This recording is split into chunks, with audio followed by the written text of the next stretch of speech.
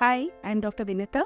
I'm a senior consultant in Cloud9 Hospital, High-Tech City branch in Hyderabad. When to have a prolapse surgery? Not all women who have prolapse are bothered with that prolapse. Women who are bothered having discomfort, they are the people who should go for a surgery. But there are 2-3 times we tell women that they'll need a surgery. So what are those? When the prolapse of the lump comes down and it stretches the ureters. These are the tubes that come from kidneys to the bladder, and they can kink with the prolapse and cause heat sweat. Then that is the time we have to intervene and rectify the prolapse, either by using pessary or surgery, but they need a treatment. Or when someone has an ulcer, because this prolapse is long standing, it's outside, and there is an ulcer, it is very difficult to heal till you replace the prolapse inside. So for them, we will advise surgery. For rest of the times, it is for our discomfort that we go for a surgery. So this is the indications or when we have to operate. Second part of this question is how do we go about the post-op recovery? So we have a prolapse surgery and how to expect our recovery. The next thing is usually prolapse surgeries are done from vagina. They heal very quickly. Recovery is much better than anticipated. So rather than having an open cut or abdominal surgery like a cesarean or hysterectomy, this women will feel much easier because there is no cuts outside. It is only inside. But very specific things is on the day of the surgery, you recover from anesthetic, you might feel pain, but we encourage you to get up and walk. So we will avoid complications like clots in the legs or clots sometimes going and blocking the lungs. So the important thing is mobility. As soon as possible, even if it's 6 hours, 8 hours, we can encourage women to get up and move. Usually we'll have a tube from the bladder. So because immediately you are not able to get up and go past urine. That might stay for a day, especially for those whose bladders are repaired around the area.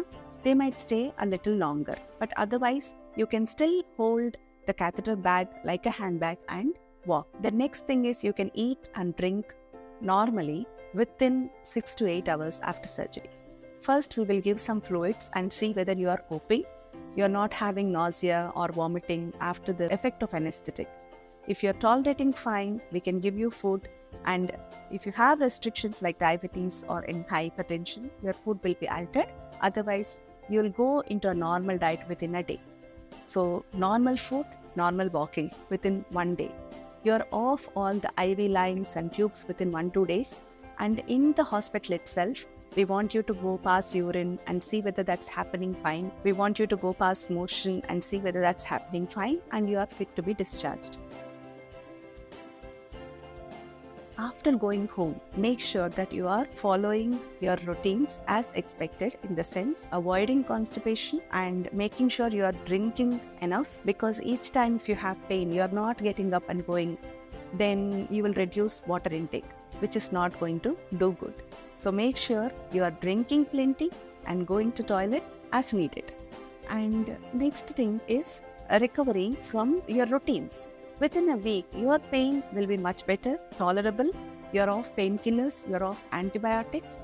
So normal walking in the house and everything will be free within a week. The second week, you want to do some things like you're cooking or some cleaning. But make sure that whatever you are sitting and doing, standing and doing, these activities are fine. Lifting heavy weights. What is heavy weight? A shopping bag? Yes, that can be also heavy.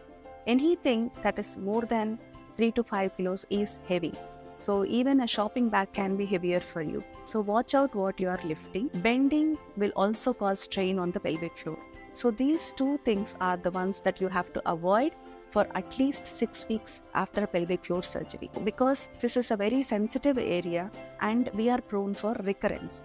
So any good surgery should be followed by a perfect post-operative routine. And taking this care, like avoiding constipation, lifting weights, bending too much. So don't go and do the full cleaning work as soon as you are discharged from hospital. Some people are very interested in gardening. They'll ask, can I go back to gardening and everything? I think watch out what you are doing. So if you have to bend a lot and lift a few flower pots or anything, that's not for you in the first 6 weeks. Driving Yes, maybe after 4 weeks or 5 weeks, you can start. But if you are fine to do your emergency brakes and everything, you can start driving slowly. Check with your insurance. It might not be ready for 6 weeks after the surgery. So drive only after 6 weeks.